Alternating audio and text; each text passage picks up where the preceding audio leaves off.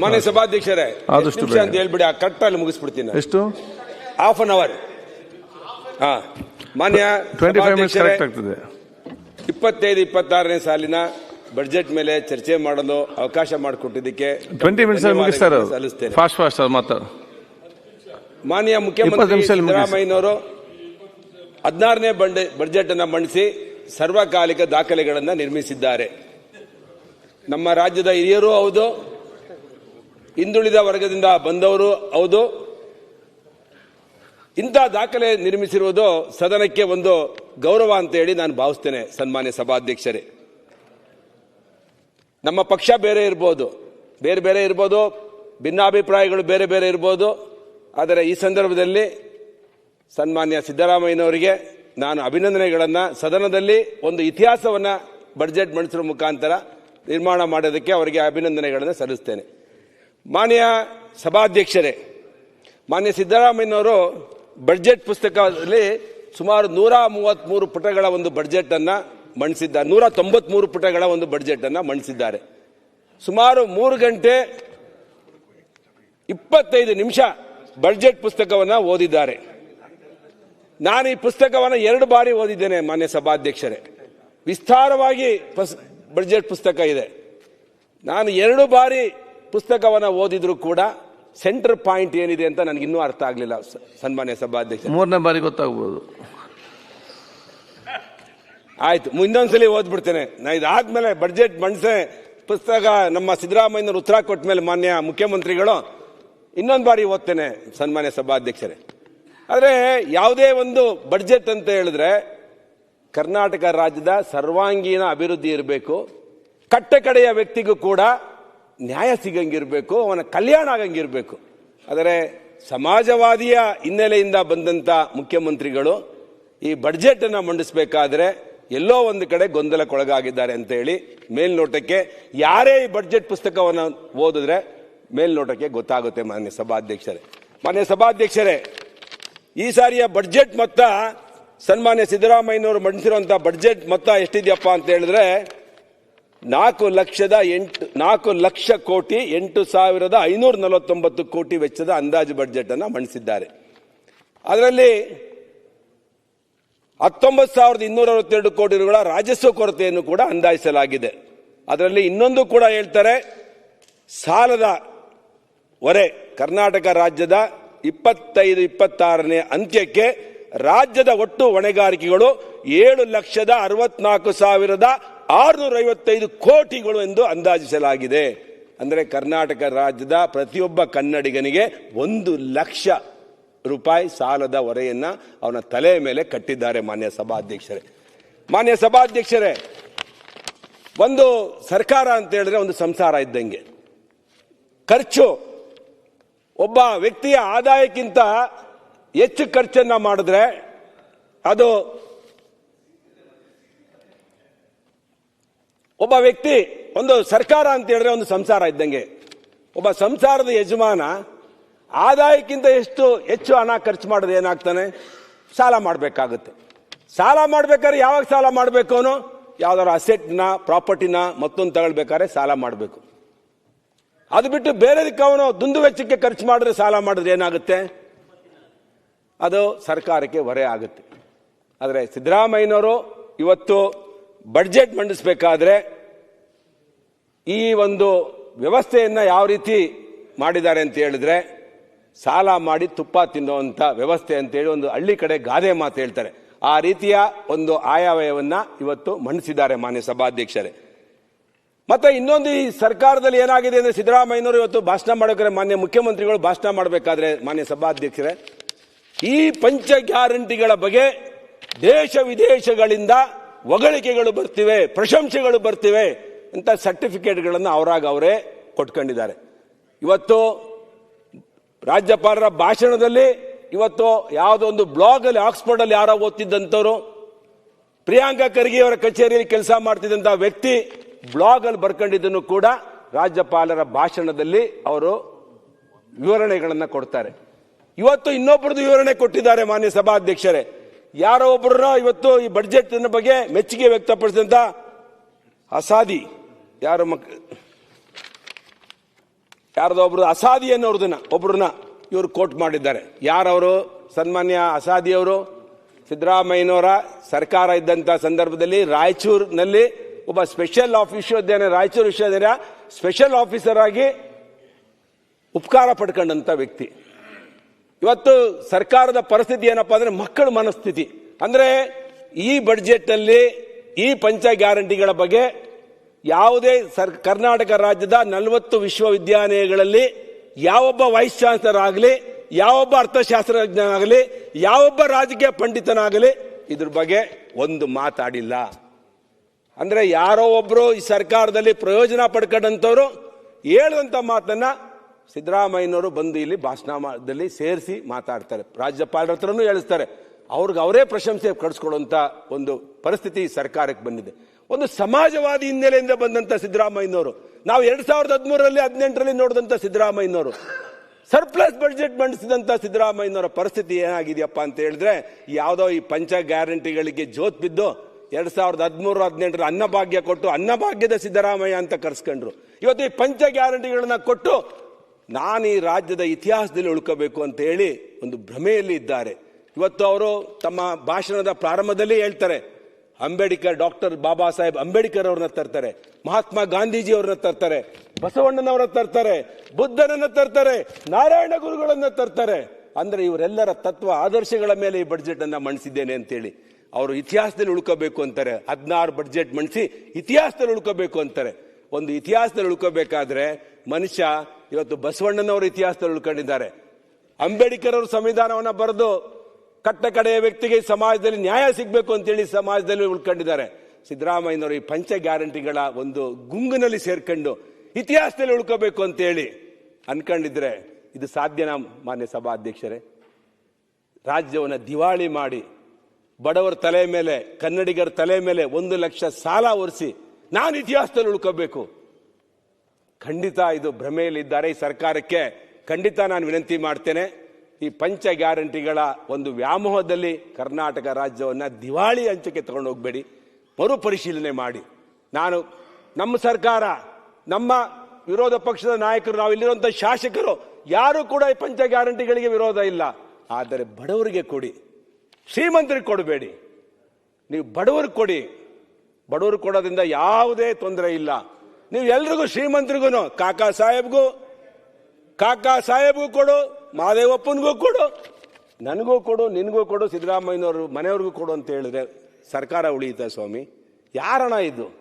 ಬಡವರಣ, ಕಷ್ಟಪಟ್ಟು ಬೆವರು ಸುರಿಸಿ ತೆರಿಗೆ ಕಟ್ಟಿರೋಂಥ ಹಣ ತಗೊಂಡೋಗಿ ನೀವು ಬೇಕಾಬಿಟ್ಟು ಭಾಗ್ಯ ಹಂಚಿ ಅದರಿಂದ ಸರ್ಕಾರ ಕರ್ನಾಟಕವನ್ನು ಸರ್ವತೋಮುಖ ಅಭಿವೃದ್ಧಿ ಕಡೆ ಕೊಂಡೋಗ್ತೀವಿ ಅಂತ ಹೇಳಿದ್ರೆ ಇದು ಸಾಧ್ಯನಾ? ಮಾನ್ಯ ಸಭಾಧ್ಯಕ್ಷರೇ, ಇದನ್ನ ನಾನು ಇಲ್ಲಿರುವಂತ ಕಾಂಗ್ರೆಸ್ ಶಾಸಕರು ಇದ್ರ ಬಗ್ಗೆ, ಈ ಭಾಗ್ಯದ ಬಗ್ಗೆ ಹೊಗಳ್ತಾ ಇಲ್ಲ.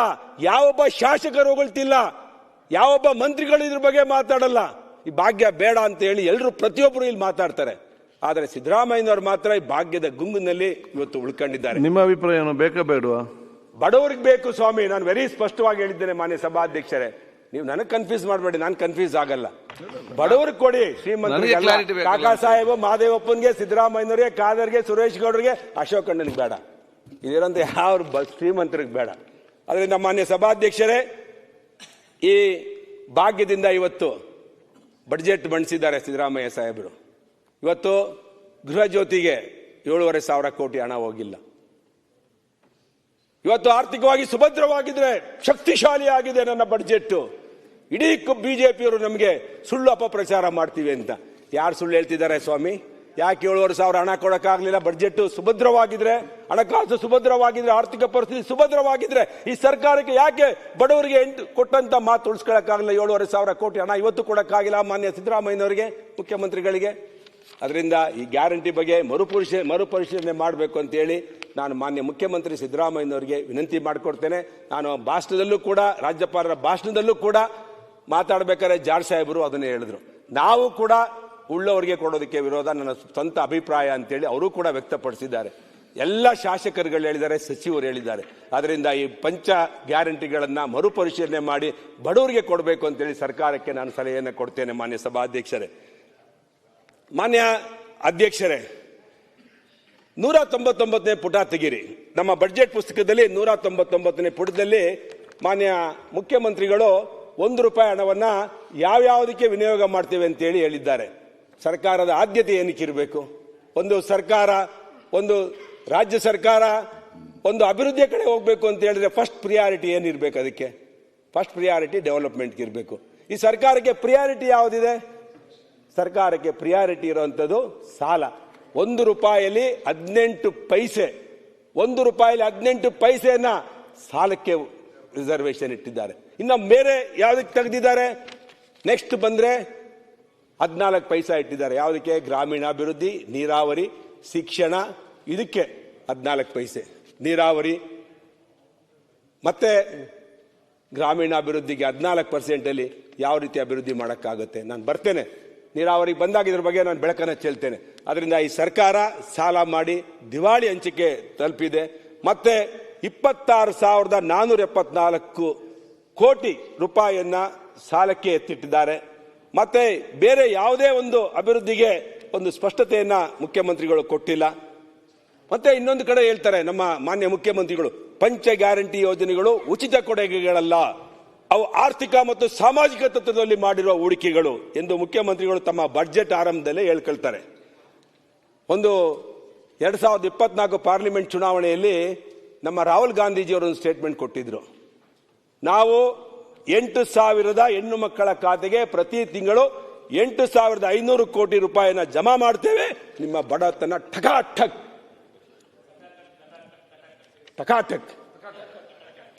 ನಿವಾರಣೆ ಆಗುತ್ತೆ ಅಂತ ಹೇಳಿ ಒಂದು ಘೋಷಣೆ ಮಾಡಿದ್ರು. ಯಾರಾದ್ರೂ ಮೈ ಮುರಿದಲೆ, ಬೆವರು ಸುರಿಸದಲೆ ಶ್ರೀಮಂತರಾಗಿರೋದು ಈ ಪ್ರಪಂಚದಲ್ಲಿ ಯಾರು ನೋಡಿದಿರಾ? ಮಾನ್ಯ ಸಭಾಧ್ಯಕ್ಷರೇ, ಕಾಂಗ್ರೆಸ್ ಪಕ್ಷ ಇನ್ನೊಬ್ಬರ ದುಡ್ಡಿನಿಂದ ಯಾರು ಶ್ರೀಮಂತರಾಗಲ್ಲ. ಬೇರೆಯವ್ರು ಕಂಡೋರು ನಮ್ಮ ಸರ್ಕಾರ ಕೊಡೋ ದುಡ್ಡಿಂದ ಯಾರು ಶ್ರೀಮಂತರಾಗಿದ್ರೆ ಖಂಡಿತ ಅದನ್ನು ನಾವು ಹೇಳ್ತಾ ಇದ್ದು. ಮೈ ದುಡಿದ್ರೆ ಶ್ರೀಮಂತರಾಗಲ್ಲ, ಇನ್ನ ಕಂಡೋರ್ ದುಡ್ಡಲ್ಲಿ ಬಿಟ್ಟಿ ದುಡ್ಡಲ್ಲಿ ಯಾರು ಶ್ರೀಮಂತರಾಗೋದಕ್ಕೆ ಸಾಧ್ಯನಾ? ಮಾನ್ಯ ಸಭಾಧ್ಯಕ್ಷರೇ, ಇದೇ ಕಾಂಗ್ರೆಸ್ ಪಕ್ಷ ತಮ್ಮ ಪ್ರಣಾಳಿಕೆಯಲ್ಲಿ 60 ವರ್ಷ ಈ ದೇಶಕ್ಕೆ ಕಾಂಗ್ರೆಸ್ ಪಕ್ಷ ಆಡಳಿತ ಮಾಡಿದೆ. 1971 ಇಂದಿರಾ ಗಾಂಧಿ ಅವರು ಒಂದು ಘೋಷಣೆ ಮಾಡಿದ್ರು, ಗರೀಬಿ ಹಠಾವೋ. ಇವತ್ತು ಆ ಗರೀಬಿ ಹಠಾವ್ ಆಗಿದ್ರೆ ಶಕ್ತಿ ಯೋಜನೆ ಯಾಕಬೇಕಾಗಿತ್ತು? ಮಾನ್ಯ ಸಭಾಧ್ಯಕ್ಷರೇ, ಭಾಗ್ಯಲಕ್ಷ್ಮಿ ಯೋಜನೆಗಳು ಯಾಕಬೇಕಾಗಿತ್ತು? ಯಾವುದೇ ಯೋಜನೆಗಳು ಈ ದೇಶದಲ್ಲಿ ಬಡತನ ನಿರ್ಮೂಲನೆ ಮಾಡ್ತೀನಿ ಅಂತೇಳಿ 60 ವರ್ಷದ ಕಾಂಗ್ರೆಸ್ ಅವರು ಸುಳ್ಳು ಹೇಳ್ಕೊಂಡ್ಬಂದ್ರು. ಇವತ್ತು ಯಾವ ಬಡತನ ನಿರ್ವಹಣೆ ಆಗಿದೆ ಈ ದೇಶದಲ್ಲಿ? ಯಾಕೆ ಭಾಗ್ಯಗಳಿಗೆ ಇವತ್ತು ಸುಮಾರು 58,000 ಕೋಟಿ ಹಣವನ್ನ ಇವತ್ತು ಪ್ರತಿ ವರ್ಷ ಇವತ್ತು ಖರ್ಚು ಮಾಡುತ್ತೆ ಸರ್ಕಾರ ಅಂತ ಹೇಳಿದ್ರೆ, ಕಾಂಗ್ರೆಸ್ ಪಕ್ಷ ಈ ಗೃಹಲಕ್ಷ್ಮಿ ಯೋಜನೆ, ಈ ಶಕ್ತಿ ಯೋಜನೆಗಳೇ ಬೇಕಾಗಿರಲ್ಲ. ಕಾಂಗ್ರೆಸ್ ಪಕ್ಷ ಈ ರೀತಿ ಜನರನ್ನ ಮರಳು ಮಾಡಿ ಅಧಿಕಾರಕ್ಕೆ ಬರುತ್ತೆ, ಬಣ್ಣ ಬಣ್ಣದ ಮಾತುಗಳನ್ನ ಆಡ್ತಾರೆ. ಮತ್ತೆ ಆರ್ಥಿಕ ಮತ್ತು ಸಾಮಾಜಿಕ ತತ್ವಗಳಲ್ಲಿ ಈ ಗ್ಯಾರಂಟಿ ಯೋಜನೆಗಳಾಗಿದೆ ಅಂತೇಳಿ ಬಣ್ಣ ಬಣ್ಣದ ಮಾತುಗಳನ್ನ ಮಾನ್ಯ ಮುಖ್ಯಮಂತ್ರಿಗಳು ಇವತ್ತು ಕರ್ನಾಟಕ ಜನರ ಮುಂದೆ ಹೇಳ್ತಾ ಇರುವಂತದ್ದು ಶ್ಲೋಕನೀಯ. ಮಾನ್ಯ ಸಭಾಧ್ಯಕ್ಷರೇ, ಈ ಗ್ಯಾರಂಟಿ ಯೋಜನೆಗಳ ಬಗ್ಗೆ ನಾವು ಮಾತಾಡಿದ್ರೆ ನೀವು ಮಧ್ಯಪ್ರದೇಶದಲ್ಲಿ ಮಾಡಿಲ್ವಾ, ರಾಜಸ್ಥಾನದಲ್ಲಿ ಮಾಡಿಲ್ವಾ, ಹರಿಯಾಣದಲ್ಲಿ ಮಾಡಿಲ್ವಾ, ಡೆಲ್ಲಿಯಲ್ಲಿ ಮಾಡಿಲ್ವಾ?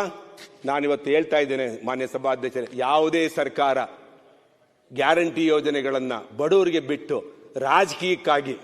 ರಾಜಕೀಯದ ಅಧಿಕಾರಕ್ಕೋಸ್ಕರವಾಗಿ ಮಾಡಿದ್ರೆ ಖಂಡಿತ ತಪ್ಪು. ನಾನು ಅದನ್ನು ಖಂಡಿಸ್ತೇನೆ. ಮಾನ್ಯ ಸಭಾಧ್ಯಕ್ಷರೇ, ದೇಶ ಚೆನ್ನಾಗಿದ್ರೆ, ರಾಜ್ಯ ಚೆನ್ನಾಗಿದ್ರೆ ಇಡೀ ಪ್ರಜೆಗಳು ದೇಶದಲ್ಲಿರುವಂತವರು, ರಾಜ್ಯದಲ್ಲಿರುವಂತವರು ಚೆನ್ನಾಗಿರ್ತಾರೆ. ಮಾನ್ಯ ಸಭಾಧ್ಯಕ್ಷರೇ, ಪಂಚ ಗ್ಯಾರಂಟಿ ಬಿಜೆಪಿಯವರು ಉಳ್ಳವನಿಗೆ ಕೊಟ್ಟರು ಕೂಡ ನಾನು ಅದನ್ನು ವಿರೋಧ ಮಾಡ್ತೇನೆ. ಒಂದು ದೇಶ ಅಭಿವೃದ್ಧಿಯ ಕಡೆ ಚಿಂತನೆಗಳಾಗಬೇಕು. ಈ ರಾಜಕೀಯಕ್ಕೋಸ್ಕರ ಇವತ್ತು ಯಾವ ಬರ್ತಾರೆ, ಇವತ್ತು ರಾಜಕೀಯ ಪಕ್ಷಗಳು ಬರ್ತವೆ ಹೋಗ್ತವೆ, ದೇಶ ಶಾಶ್ವತವಾಗಿ ಉಳಿಯುತ್ತೆ. ದೇಶ ಶಾಶ್ವತವಾಗಿ ಉಳಿಬೇಕಾದ್ರೆ ಯಾವುದೇ ರಾಜಕೀಯ ಪಕ್ಷಗಳು ಗ್ಯಾರಂಟಿ ಹೆಸರಲ್ಲಿ ರಾಜಕಾರಣ ಮಾಡಿ ಅಧಿಕಾರಕ್ಕೆ ಬರುವಂತದನ್ನ ತಪ್ಪಿಸಬೇಕು. ಇದನ್ನ ಜನ ತಿರಸ್ಕಾರ ಮಾಡಬೇಕು. ಆದ್ರಿಂದ ನಾನು ಈ ಸಂದರ್ಭದಲ್ಲಿ ಪಂಚ ಗ್ಯಾರಂಟಿಗಳು ಯಾವುದೇ ಸರ್ಕಾರ ರಾಜಕೀಯವಾಗಿ ಅಧಿಕಾರಕ್ಕೋಸ್ಕರ ಮಾಡುವಂಥದ್ದು ತಪ್ಪು. ಯಾವುದೇ ಒಂದು ಸರ್ಕಾರ ದೂರದೃಷ್ಟಿ ಇಟ್ಟು ಕೆಲಸ ಮಾಡಬೇಕು, ದೇಶದ ಪ್ರಗತಿಯ ಕಡೆ ಕೆಲಸ ಮಾಡಬೇಕು. ದೇಶವನ್ನು ಉದ್ದೇಶ ಇಟ್ಕೊಂಡು ಕೆಲಸ ಮಾಡಿದಾಗ ದೇಶ ಇಡೀ ವಿಶ್ವದಲ್ಲಿ ಬಂದು ಭಾರತ ನಿಲ್ಲುತ್ತೆ. ನಾವು ಕಂಡಂತ ಕನಸು ನನಸಾಗುತ್ತೆ ಅಂತ ಹೇಳಿ ನಾನು ಈ ಸಂದರ್ಭದಲ್ಲಿ ಸರ್ಕಾರಕ್ಕೆ ತಿಳಿಸೋದಕ್ಕೆ ಇಷ್ಟಪಡ್ತೇನೆ. ಮಾನ್ಯ ಸಭಾಧ್ಯಕ್ಷರೇ, ಇವತ್ತು ಯಾವ ಅಧಿಕಾರದಲ್ಲಿ ಕಾಂಗ್ರೆಸ್ ಎಷ್ಟು ದಿನ ಇರುತ್ತೋ ಗೊತ್ತಿಲ್ಲ, ಆದರೆ ಸರ್ಕಾರ ಸಿದ್ದರಾಮಯ್ಯನವರು ತಮ್ಮ ಬೆನ್ನು ತಡ್ಕೋಬೇಕಾದ್ರೆ ಜನ ಕೇಳಿದ್ರೆ ಏನು ಹೇಳ್ತಾರ? ಸರ್ಕಾರ ಹೋದ್ಮೇಲೆ ನೀರಾವರಿಗೆ ನೀವೇನು ಮಾಡಿದ್ರಿ, ಕೃಷಿಗೆ ಏನು ಮಾಡಿದ್ರಿ, ಆರೋಗ್ಯ ಇಲಾಖೆಯಲ್ಲಿ ಏನು ಮಾಡಿದ್ರಿ, ಶಿಕ್ಷಣಕ್ಕೆ ಏನು ಮಾಡಿದ್ರಿ ಅಂತ ಹೇಳಿದ್ರೆ ಮಾನ್ಯ ಮುಖ್ಯಮಂತ್ರಿಗಳು ಅದಕ್ಕೆ ಉತ್ತರ ಕೊಡೋಕ್ಕಾಗಲ್ಲ. ಅದರಿಂದ ಮಾನ್ಯ ಮುಖ್ಯಮಂತ್ರಿಗಳಿಗೆ ನಾವು ಇವತ್ತು ವಿನಂತಿ ಮಾಡ್ತೇನೆ, ಅಭಿವೃದ್ಧಿಯ ಕಡೆ ಹೆಚ್ಚಿನ ಒತ್ತನ್ನ ಕೊಡಬೇಕು.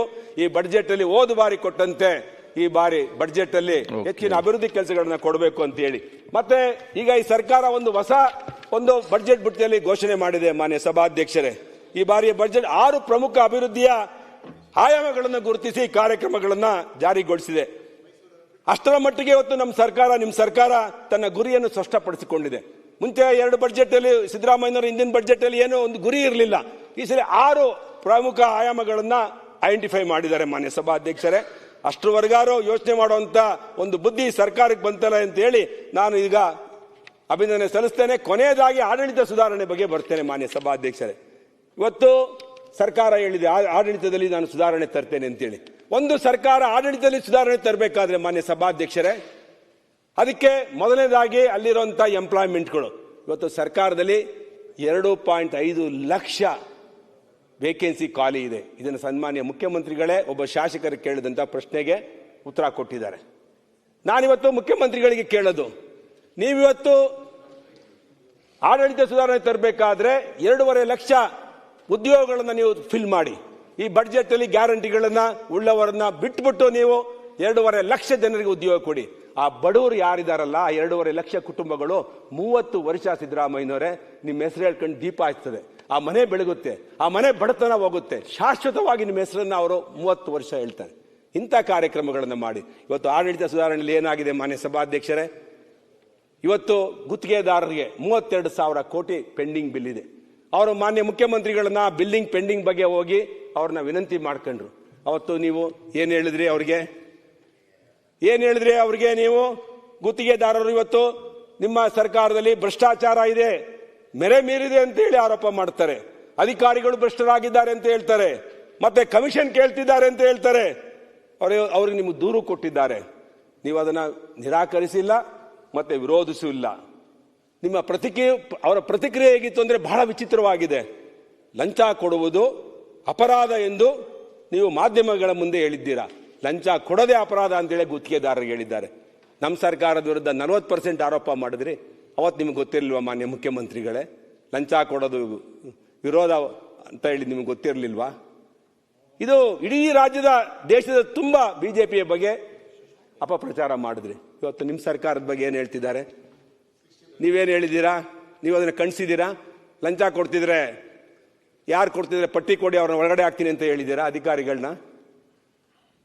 ಇದಕ್ಕೆ ಉತ್ತರ ಕೊಡಬೇಕು ಮಾನ್ಯ ಮುಖ್ಯಮಂತ್ರಿ. ವಿಚಿತ್ರವಾದ ಪ್ರತಿಕ್ರಿಯೆ. ನಾನು ಮುಖ್ಯಮಂತ್ರಿಗಳು 2013 18 ಮುಖ್ಯಮಂತ್ರಿಗಳನ್ನು ನೋಡಕ್ಕೆ ಆಗ್ತಿಲ್ಲ.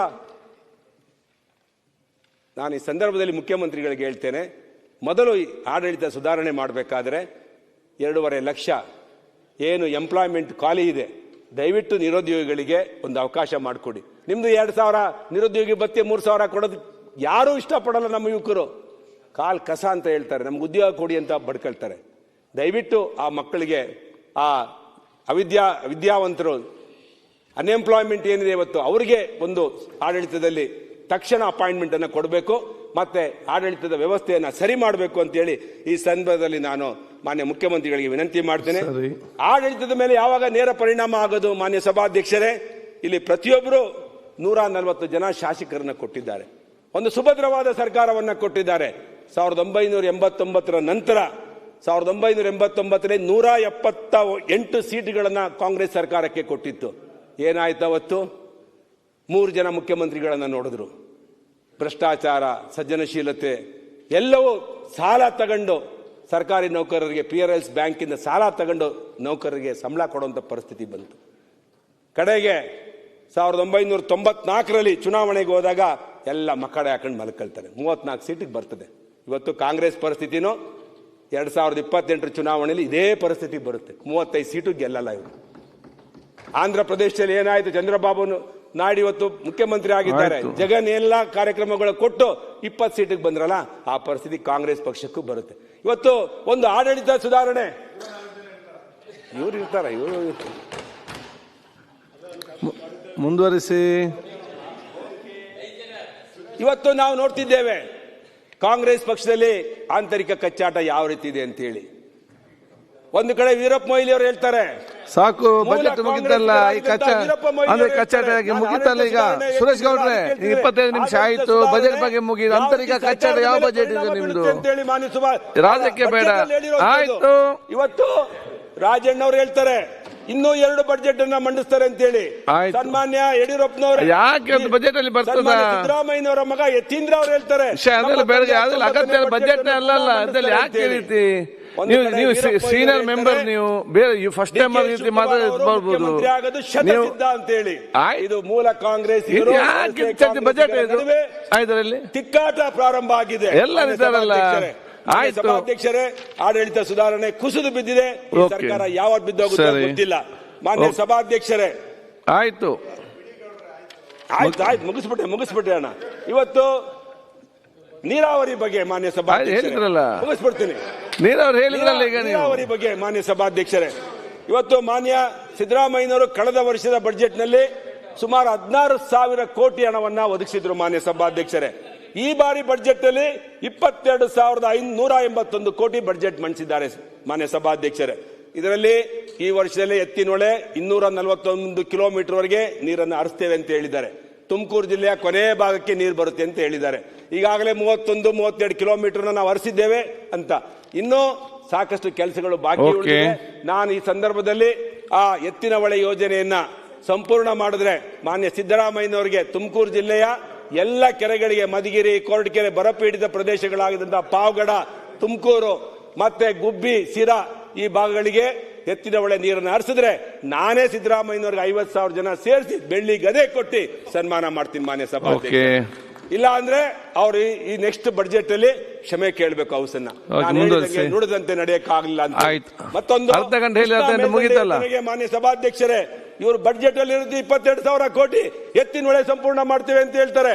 ಮತ್ತೊಂದು ತೆಗೆದ್ರೆ ನಾವು ನಮ್ಮ ಆಲ್ಮಟ್ಟಿ ಜಲಾಶಯ, ಅದರಲ್ಲಿ ಹೇಳ್ತಾರೆ ಇವರು 241 ಆಲ್ಮಟ್ಟಿ ಜಲಾಶಯದ ಬಗ್ಗೆ ಅವ್ರು ಏನ್ ಹೇಳ್ತಾರೆ ಅಂತ ಹೇಳಿದ್ರೆ ಮಾನ್ಯ ಸಭಾಧ್ಯಕ್ಷರೇ, ಕೃಷ್ಣಾ ಮೇಲ್ದಂಡೆ ಯೋಜನೆ ಅಂತ 13ರ ವ್ಯಾಪ್ತಿಯ ಆಲ್ಮಟ್ಟಿ ಅಣೆಕಟ್ಟಿನ ಗೇಟ್ ಅನ್ನ 524 ಮೀಟರ್. ಈಗ ಮುಖ್ಯಮಂತ್ರಿ ನೀವು ಪ್ರಶಸ್ತಿ ಕೊಡ್ತೇನೆ ಹೇಳಿದಿರಿ, ಈಗ ನೀವು ನಿಲ್ಲಿಸಿ ನಾನೊಂದು ಪ್ರಶಸ್ತಿ ಕೊಡ್ತೇನೆ ನಿಮ್ಗೆ. ಸ್ವಾಮಿ, ನಾನು ಬೇಗ ನಿಲ್ಲಿಸಿ. 524 ಮೀಟರ್ ಎತ್ತರ ಜಮೀನನ್ನು ಮುಳುಗಡೆ ಹಂತವನ್ನ ಒಂದೇ ಹಂತದಲ್ಲಿ ರೈತರಿಗೆ ಪರಿಹಾರ ವಿತರಣೆ ಮಾಡಬೇಕು ಅಂತ ಹೇಳ್ತಾರೆ ಮಾನ್ಯ ಸಭಾಧ್ಯಕ್ಷರೇ. 2013ರಲ್ಲಿ ಲೆಕ್ಕ ಮಾಡಿದಾಗ 17,000 ಕೋಟಿ ಇತ್ತು. ಇವತ್ತು ಈ ಲೆಕ್ಕ ಹಾಕಿದ್ರೆ 87,000 ಕೋಟಿ ಹಣ ಬೇಕಾಗುತ್ತೆ ಕೃಷ್ಣಾ ಮೇಲ್ದಂಡೆ ಯೋಜನೆಗೆ. ಮತ್ತೆ ಆ ಮುಳುಗಡೆ ಆಗಿರುವಂತಹ ಆಲ್ಮಟ್ಟಿ ಪ್ರದೇಶ ರೈತರಿಗೆ ಜಮೀನು ಕೊಡಬೇಕು ಅಂತ ಹೇಗ್ ಮಾಡಕ್ ಸಾಧ್ಯ ಮಾನ್ಯ ಸಭಾಧ್ಯಕ್ಷರೇ? ಸುಳ್ಳುಗಳನ್ನ ತುಂಬಿ ಇರುವಂತಹ ಒಂದು ಬಜೆಟ್ ಅನ್ನ ನಮ್ಮ ಮುಖ್ಯಮಂತ್ರಿಗಳು ಹೇಳಿದ್ದಾರೆ. ಮತ್ತೆ ಹೋದ ಸಲ ಯಾವುದೇ ನಾನು ಮುಗಿಸ್ಬಿಟ್ಟೆ ಮಾನ್ಯ ಸಭಾಧ್ಯಕ್ಷರೇ, 5 ನಿಮಿಷ ಇದೆ, ಮುಗಿಸ್ಬಿಡ್ತೇನೆ. ನೀರಾವರಿಗೆ ಯಾವುದೇ ಯೋಜನೆಗಳಿಗೆ ಹೋದ ಬಾರಿ ಹಣ ಕೊಟ್ಟಿಲ್ಲ. ಇವತ್ತು ಕಾವೇರಿ ನೀರಾವರಿ ನಿಗಮದ ಒಂದು ಮೀಟಿಂಗ್ ಆಗುತ್ತೆ ಮಾನ್ಯ ಸಭಾಧ್ಯಕ್ಷರೇ, ಮೀಟಿಂಗ್ ಮಿನಿಟ್ಸ್ ಇನ್ನೂ ಸೈನ್ ಹಾಕಿಲ್ಲ. ಇಲ್ಲಿರೋ ಕಾಂಗ್ರೆಸ್ ಶಾಸಕರು ಹೇಳ್ತಾ ಇದ್ರು ಆ ಮೀಟಿಂಗ್ ಮಿನಿಟ್ಸ್ಗೆ ಹಾಕಿಲ್ಲ, ಇನ್ ಕಾವೇರಿ ನೀರಾವರಿಗೆ ಏನ್ ಹಣ ಕೊಡ್ತಾರೆ. ಅದರಿಂದ ಇವತ್ತು ನಮ್ಮಲ್ಲಿ ಮಧುಗಿರಿ ಮತ್ತೆ ಕೊರಟಗೆರೆ ಭಾಗಗಳಿಗೆ ಕೆರೆ ತುಂಬಿಸೋದಕ್ಕೆ ಸುಮಾರು 550 ಕೋಟಿ ಹಣವನ್ನ ನಾವು ಮೀಸಲಿಟ್ಟಿದ್ದೇವೆ ಅಂತೇಳಿ ಬಜೆಟ್ ಪುಸ್ತಕದಲ್ಲಿ ಹೇಳಿದ್ದಾರೆ. ಆ ಯೋಜನೆಗಳು ಕಾಲಮಿತಿಯೊಳಗಡೆ ಸಂಪೂರ್ಣ ಆಗಬೇಕು ಅಂತ ಹೇಳಿ ಕೂಡ ನಾನು ವಿನಂತಿ ಮಾಡ್ಕೊಳ್ತೇನೆ. ಮಾನ್ಯ ಸಭಾಧ್ಯಕ್ಷರೇ, ದೇವರಾಜ ಅರಸು ಹಿಂದುಳಿದ ನಾಯಕ ದೇವರಾಜ ಅರಸು ತರ ಆಗ್ಬೇಕು ಅಂತ ಹೇಳಿ ಮಾನ್ಯ ಮುಖ್ಯಮಂತ್ರಿಗಳ ಹಿಂಬಾಲಕರು ಯಾವಾಗಲೂ ಹೇಳ್ತಾ ಇರ್ತಾರೆ. ಆಗಲಿ, ನಾನು ಒಂದು ವಿನಂತಿ ಮಾಡ್ತೇನೆ. ದೇವರಾಜ ಅರಸು ಅವರು ಮಾನ್ಯ ಸಭಾಧ್ಯಕ್ಷರೇ ಶಾವನೂರ್ ವರದಿಯನ್ನ ಜಾರಿಗೆ ತಂದು ದೇಶದಲ್ಲಿ ಅತ್ಯಂತ ಪ್ರಗತಿಪರ ಮತ್ತು ದಿಟ್ಟ ಹೆಜ್ಜೆ ಇಟ್ಟ ಮುಖ್ಯಮಂತ್ರಿ ಅನಿಸಿದರು. ಆದರೆ ಸಿದ್ದರಾಮಯ್ಯನವರು ತಾವೇ ನೇಮಿಸಿದ 160 ಕೋಟಿ ರೂಪಾಯಿ ವೆಚ್ಚದ ಕಾಂತರಾಜ್ ವರದಿಯನ್ನು ಇಟ್ಟುಕೊಂಡು ಅವಾರ್ಡಿಗರ ಬುಟ್ಟಿಯಲ್ಲಿ ಇಟ್ಕೊಂಡು ಅವನ್ನು ಬಿಟ್ಬಿಡ್ತೇನೆ ಅಂತ ಯಾವಾಗಲೂ ಹೇಳ್ತೀನಿ. ಇಲ್ಲಿವರೆಗೂ ಆ ಬಜೆಟ್ ಅದ್ರ ಬಗ್ಗೆ ಅವರು ಮಾಡಬೇಕು. ಕಾಂತರಾಜ್ ವರದಿಯನ್ನು ಯಾವಾಗ ಮಂಡಿಸ್ತೀರಾ ಅನ್ನೋದನ್ನು ಕೂಡ ಈ ಬಜೆಟ್ ಭಾಷಣದಲ್ಲಿ ಅವರು ತಿಳಿಸಬೇಕು ಹೌಸ್ಗೆ ಅಂತ ಹೇಳಿ ನಾನು ಧನ್ಯವಾದಗಳು. ಆಡಳಿತ ಮಾನ್ಯ ಸಭಾಧ್ಯಕ್ಷರೇ, ಸಿದ್ದರಾಮಯ್ಯ ಸಾಹೇಬರಿಗೆ ಅವ್ರು ಬೇಗ ಚೇತರಿಸಿಕೊಂಡು ಗುಣಮುಖರಾಗಲಿ ಅಂತ ಹೇಳಿ ನಾನು ಆಶಿಸ್ತೇನೆ. ಆದರೆ ಈ ಸರ್ಕಾರವನ್ನು ಈಗಾಗಲೇ ಗಾಲಿ ಕುರ್ಚಿ ಮೇಲೆ ಇಟ್ಟು ಕುಣಿಸಿದ್ದಾರೆ. ಈ ಸರ್ಕಾರ ಇನ್ನು ಮುಂದೆ ತನ್ನ ಕಾಲ ಮೇಲೆ ತಾನು ಅಡ್ಡಾಡೋದಿಲ್ಲ. ಯಾರಾದ್ರೂ ತಳ್ಕೊಂಡು ಹೋಗ್ಬೇಕಾಗತ್ತೆ. 16 ಬಾರಿ ಮಂಡಿಸಿದ ಒಬ್ಬ ರಾಜಕಾರಣಿ, ಹಿರಿಯ ರಾಜಕಾರಣಿ ಈ ರೀತಿ ಇಡೀ ಒಂದು ಪ್ರಗತಿಪರ ರಾಜ್ಯವನ್ನು ಯಾವುದೋ ಒಂದು ಆಳು ಗ್ಯಾರಂಟಿ ಯೋಜನೆಗಳ ಜಾರಿಗೆ ತಂದು ರಾಜ್ಯದ ಇಡೀ ಕಳಿಸುವುದು ಮತ್ತೆ ಕರ್ನಾಟಕದ ಜಾಗೃತಿ ಜನರು ಇದನ್ನು ಖಂಡಿಸುವುದಿಲ್ಲ, ಕ್ಷಮಿಸುವುದಿಲ್ಲ ಅಂತ ಹೇಳಿ ನಾನು ಈ ಮೂಲಕ ತಿಳಿಸುತ್ತಿದ್ದೇನೆ ಮಾನ್ಯ ಸಭಾಧ್ಯಕ್ಷರೇ. ಅದಕ್ಕಾಗಿ ಇಂಥ ಜನ ವಿರೋಧಿ ಬಜೆಟ್ ಅನ್ನು ನಾನು ವಿರೋಧಿಸಿ ನನ್ನ ಮಾತು ಮುಗಿಸ್ತೇನೆ. ಧನ್ಯವಾದಗಳು. ಧನ್ಯವಾದಗಳು. ಈಗ ನಿಮ್ಗೆ ಯಾಕೆ ಲಾಸ್ಟ್ ಕೊಟ್ಟಂತ ಹೇಳಿದ್ರೆ ಇಲ್ಲ ಇವರೊಬ್ರು ಬೇಗ ಹೋಗ್ತಿದ್ರು.